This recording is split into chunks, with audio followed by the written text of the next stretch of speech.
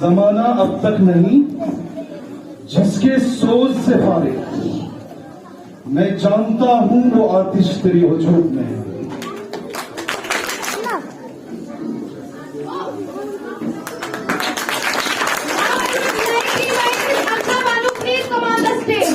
सारी चीजें करना तो उसकी इंटरप्रिटेशन बहुत जरूरी है।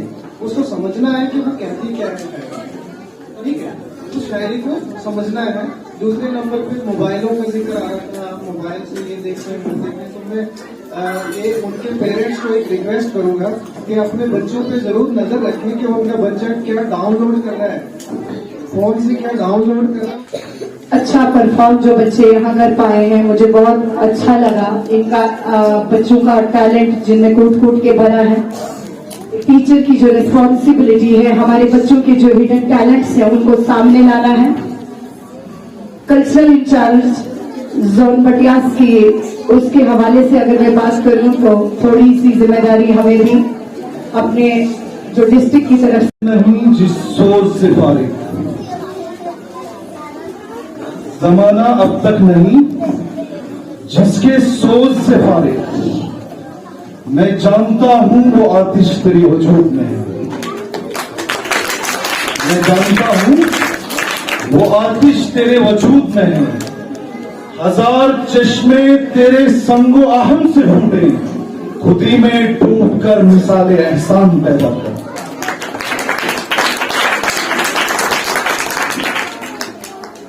Honourable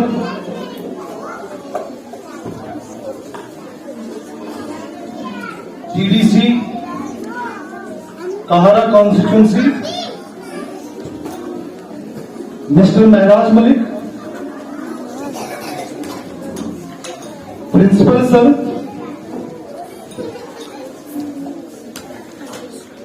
dignified teachers and other esteemed personalities, dear parents, students, I Sayyid Khalid Shah extend my cordial welcome to all of you present here and wish with Islamic greeting, Assalamu alaikum wa rahmatullahi wa barakatuh. आपकी complete concentration चाहूंगा।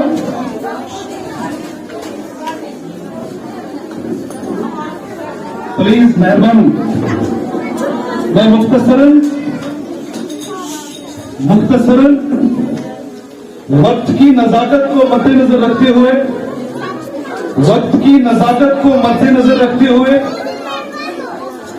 हालात के पेश नजर मुख्तसरन आपके सामने गुफ्तगू रखूंगा और मैं पूरी उम्मीद हूं कि आप बगौर समाअत फरमाएंगे। सबसे पहले मुख्तसरन में ये बताना चाहता हूं कि सबसे पहले जो भी हम प्रोग्राम करते हैं, जिस चीज का भी इन्हिताज करते हैं, अगर हमें उस चीज का मकसद पता ना हो कि ये चीज हम सेलिब्रेशन हो रही है, किसी प्रोग्राम को ऑर्गेनाइज किया जाता है, अगर इस चीज का इल्म हमारे पास न हो कि ये क्यों किया जा रहा है, तो मैं समझता हूं मतलब किसी चीज के पसे मंजर जानने के अलावा उस प्रोग्राम का इनकार करना, मैं ये समझता हूं वो सारा का सारा बेकार है। जैसा कि आप जानते हो कि इस प्रोग्राम को हम एनुअल डे कहते हैं, जिसको हम दूसरी लैंग्वेज में सालाना तकरीब भी कहते हैं, जिसमें बच्चों को एक सुनहरी मौका होता है कि वो अपने टैलेंट को एक्सपोज कर सकते हैं, अपने टैलेंट को यूटिलाइज कर सकते हैं। और वो बच्चे, जिन बच्चों को अगर साल भर अगर बच्चों को मौका नहीं मिलता है, एक ऐसा दिन होता है जहां पे सारे बच्चों को पार्टिसिपेशन का मौका मिलता है, जहां पे बच्चे अलग अलग एक्टिविटीज परफॉर्म करते हैं, किसी को पीछे नहीं रखा जाता है। तो ये था एनुअल डे, ये थी सालाना तकरीब। अब मैं मुख्तसरन चंद बातें बताऊंगा, मुख्तसरन और आपकी कंप्लीट कंसंट्रेशन चाहूंगा कि एक जमाना था, एक दौर था कि जब ड्रामास बनाए जाते थे। ड्रामास इसलिए बनाए जाते थे, स्किट्स इसलिए बनाए जाते थे कि जब मुआशरे में खराबियां पैदा होती थी, जब मुआशरा खराब हो जाता था, जब मुआशरा खुराफात से भर जाता था, एक जमाना था स्किट्स तैयार किए जाते थे, मुआशरे पे ड्रामास को तैयार किया जाता था। क्या अगर बाप गलत करता था माँ बाप के साथ या बहू सास के साथ या इस किस्म के जितने भी काम पहले होते थे, तो उनपे क्या किया जाता था, स्किट्स बनाए जाते थे, ड्रामास बनाए जाते थे, उस मुआशरे में सुधार पैदा करने के लिए, उस मुआशरे को सुधारने के लिए, उस मुआशरे को सिविलाइज करने के लिए ये ड्रामे बनाए जाते थे। लेकिन दौर इतना बदला, इतना बदला, इतना बदला कि आज ड्रामास पे सोसाइटी को उठाया जा रहा है, आज ड्रामास पे समाज को उठाया जा रहा है, आज ड्रामास पे मुआशरे को उठाया जा रहा है। तो सुधारने के लिए, उस मुआशरे को सिविलाइज करने के लिए ये ड्रामे बनाए जाते थे।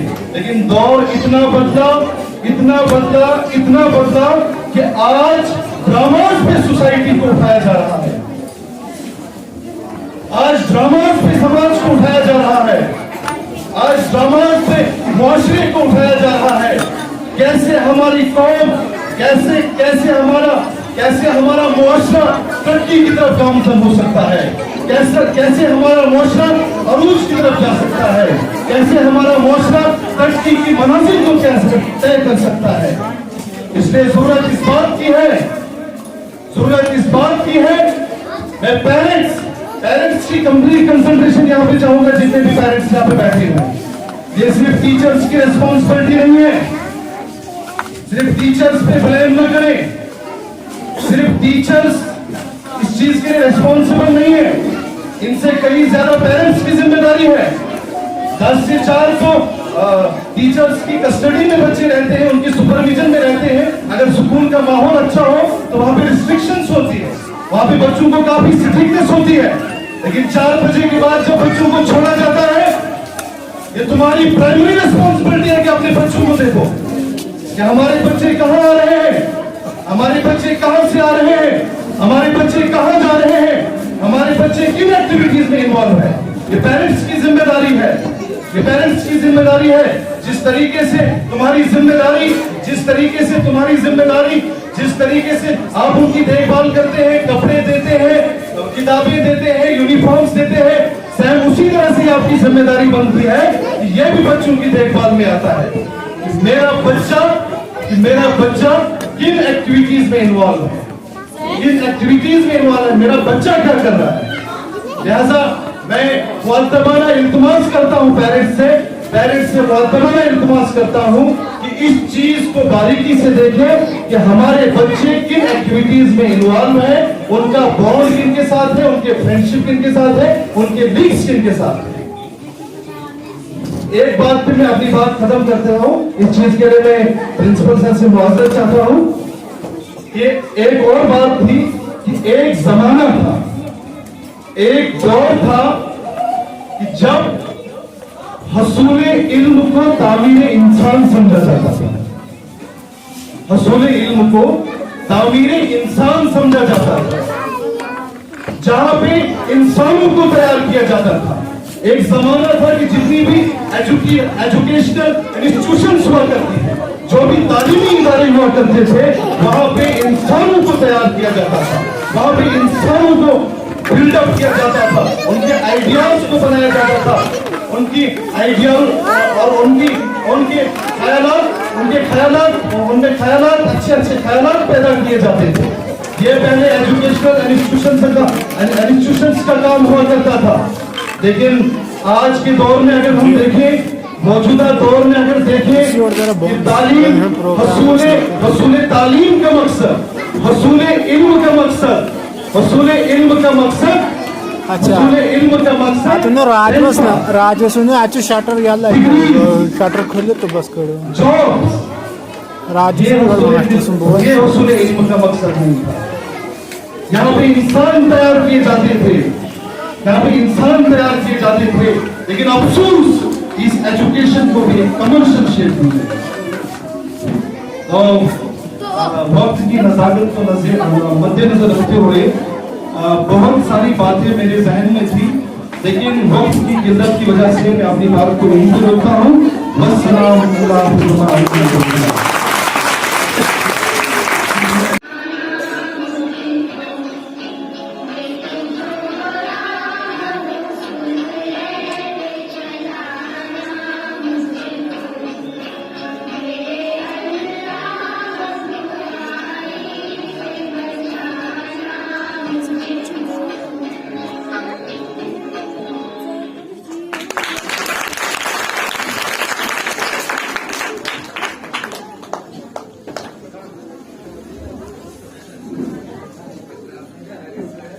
दुख भी आ जाए तो हो दिल ना परेशान मेरा, दुख भी आ जाए तो हो दिल ना परेशान मेरा, जिक्र हर हाल में हो मेरी जुबान पे तेरा। सुनाना चाहूंगा मैं तैयबा बानू को, वो आए और स्टेज पर अपना प्रोग्राम पेश करें।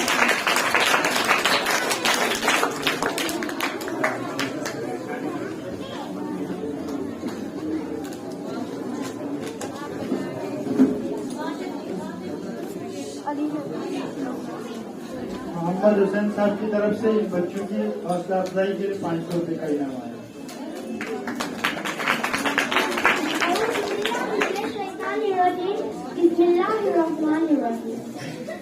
मेरे आंखों में आंसू आ गए जब अल्लाह ने मुझसे पूछा, क्या मैं तुम्हारा रब नहीं?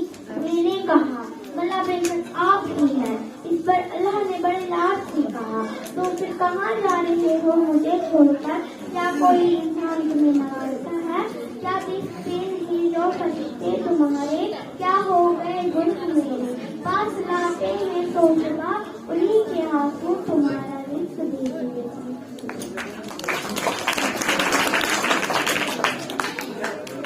Next, Miss Taiba Banu for your review. Now I would like to invite Miss Aiba Banu. Please come on the stage and express her views.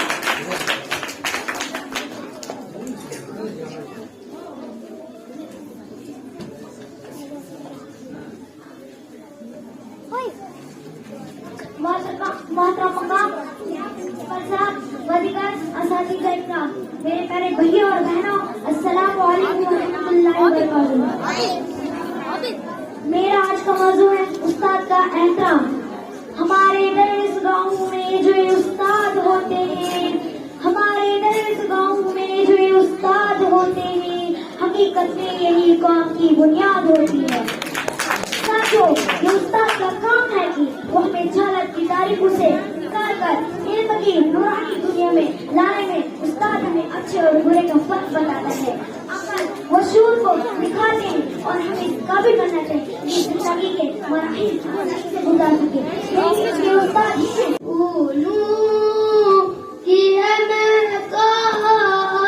मगर तेरी कमी है, फूलों की है महकार, मगर तेरी कमी है।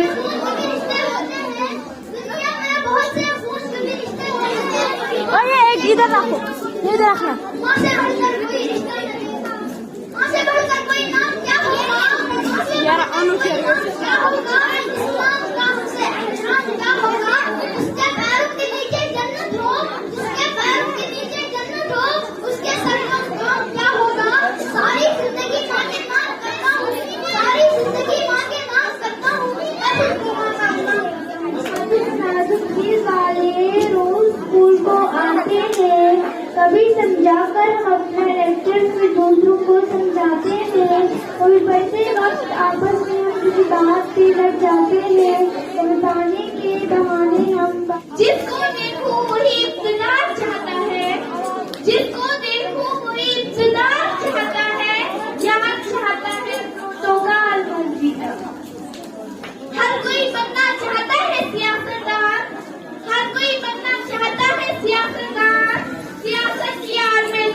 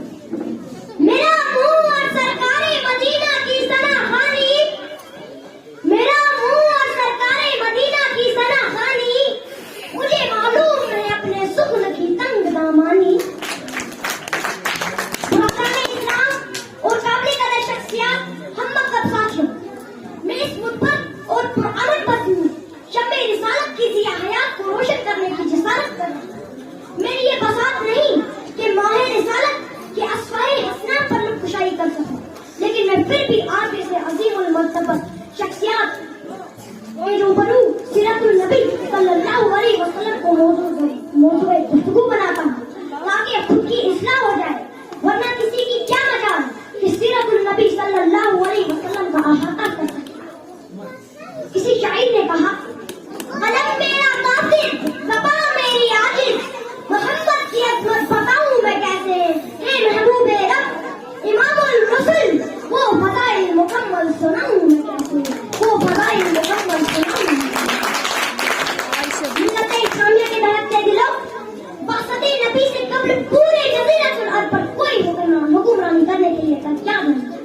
ना नज़ाम मुकम्मल था, अदालत और इंसानियत, अमानत और दयानत, अस्मत और इफ़्फ़त, सुलह व तक़वा, ज़हद और विरात का जनाज़ा निकल चुका था। शराफ़त और इज़्ज़त की कलियां मुरझा चुकी थी। शर्म और ज़लालत की तारीकी हर सिमत से आ रही थी। नफ़रत, ज़ुल्मत, शक़ावत और अदावत का दौर हो रहा था। किसी शायर ने कहीं खूब मंज़रकशी की है। पति का जोर था, अफ़सो जहालत की घटाएं थी। पति का जोर था, अफ़सो जहालत की घटाएं थी। फसाद और जुल्म की चारों तरफ फैली हवाएं थी। ज़रा सी बात पर तलवार चल जाती थी आपस में, ज़रा सी बात पर तलवार चल जाती थी आपस में, तो फिर जंग आती ही न थी तो चार के बस में। अगर लड़की की पैदाइश का घर में जिक्र सुन लेते, अगर लड़की की पैदाइश का घर में जिक्र सुन लेते, तो इस मासूम को जिंदा ज़मीन में दफन कर लेते। मगर अल्लाह ने जब इन पर रहम फरमाया, तो अब्दुल्लाह के घर में खुदा का लाडला आया। कुदरते खुदाबंदी ने इस पुरफितन दौर में शादाइयाने लतो उदा को रुश्द और हिदायत के रास्ते पर गामजन करने के लिए, वहशत और बर्बरियत को खत्म करने के लिए, खारान की चोटियों से आफ्ताब रिसालत सल्लल्लाहु अलैहि वसल्लम को तुलू फरमाया। मक्का में तुलूए आफ्ताब के वक्त आफ्ताब रिसालत आमना के लाल, अब्दुल्लाह के लत्ते जिगर, अब्दुल मुत्तलिब के नूरे नज़र, दो शब्बे को अपने तमाम अनवार और बरक़ात के साथ तशरीफ लाए। एक अजीब माहौल, नूर ही नूर नजर आ रहा है। पूरे मक्का में अनवार इलाही का नज़ूल। जुल्मत कदा, काफिर कदा में एक तहलका मच गया है। लातों मनात और उदा मुंह के बंदी पर गुलज़ारे हस्ती में एक अजीब रौनक पैदा हुई। चारों सिमत से बस एक ही आवाज सुनाई दे रही है, एक वाला आ गया, एक वाला आ गया। वो आ गया तो आ गया दुनिया में इनकलाब, उजड़ा हुआ चमन था गुलिस्तान का है। मेरे कल खोज करके साथियों, हज़रत आमना खुद फरमाती है कि मेरे नूरे नज़र लगते जिगर इस वक्त तक कलाम तो नहीं कर सकते, लेकिन अनगश्ते शहादत से कुछ इशारा कर रहे थे। वो इशारा अशहदु अल्ला इलाहा इल्लल्लाह का इशारा था। कल्बे आमना में खुशी व मुसरत की हद न रही जब मोहम्मद की अदाओं को देखा, लेकिन कुछ गम के असरात भी थे। फरमाती है, काश अब्दुल्लाह होते, वो अपने लगते जिगर को चांद से भी ज्यादा खूबसूरत देखकर कितना खुश होते और खिलौने वगैरह लाते। रब से आवाज आती है, ए आमना फिक्र मत करो, मैं इसका रब हूँ, मर्बी भी हूँ, उस्ताद भी हूँ। अगर ये बच्चा खिलौना मांगे तो चांद को खिलौना बना दूंगा। अगर सैरो तफरी को दिल चाहे तो मैं राज पर बुला लूंगा। अगर कोई शहादत तलब करे तो पत्थर मुझसे कलमा पढ़ा दूंगा। मुसरे इंसानियत सल्लल्लाहु अलैहि वसल्लम जिस तरह किरदार में इतलाकन खूबसूरत थी, इसी तरह हुस्न और जमाल के अल्फाज भी खूबसूरत थी। हज़रत आयशा सदीक़ा रज़ियल्लाहु ताला अन्हा फरमाती है कि हज़रत यूसुफ अलैहिस्सलाम को देखकर मिस्र की औरतों ने अपनी उंगलियां काट ली थी। अगर वो महबूबे किबरिया सल्लल्लाहु अलैहि वसल्लम को देख लेते तो अपने दिल ही काट लेते। अगर मैं हुस्न सफाती और जमालो कमाले जाती बयान करने की कोशिश करता तो शेख सादी रहमतुल्लाह अलैह का शायर याद आता है, बलागुल उला बिकमाली कशफत तुजा बिजमाली हकुलत जमीउ ग़िफ़ारी सल्लु अलैहि व आलिही। उसके बाद कोई सीरत नगार, कोई अदीब कैसे जुर्रत कर सकता है इस उन्वान पर बहस करे। शम्सो कमर, खातमुल नबीय्यीन, खत्मुल रुसुल, आफाए कुल और हदाए सुबुल को देखा तो पुकार सादे चमन को अपनी बहारों पे नाज था, सादे चमन को अपनी बहारों पे नाज था, वो आकाए तो सारी बहारों पे छा गए। सल्लल्लाहु अलैहि वसल्लम ने ओहदा नबूवत और रिसालत पर फाइज होते ही ऐलान हक कर दिया, लोगों को तौहीद और ईमान समझा, कुफ्र और शिर्क को मिलाकर वहदत खुदाबंदी का बोलबाला किया, अदावत और नफरत को सदाकत और मोहब्बत में तब्दील कर दिया, शैतानियत व जुल्मत की जगह ईमान व दिया। आपने सिर्फ कदा को तौहीद कदा बना दिया, कुफ्र कदा और इबादत कदा बना दिया, रहजन को रहबर बना दिया, पूरे जजीरतुल अर्द को गुलिस्तान बना दिया। इस्लाम के गयूर मुसलमानों, जितने भी सीरत नगारों ने, मुकर्ररों ने, दानिशवरों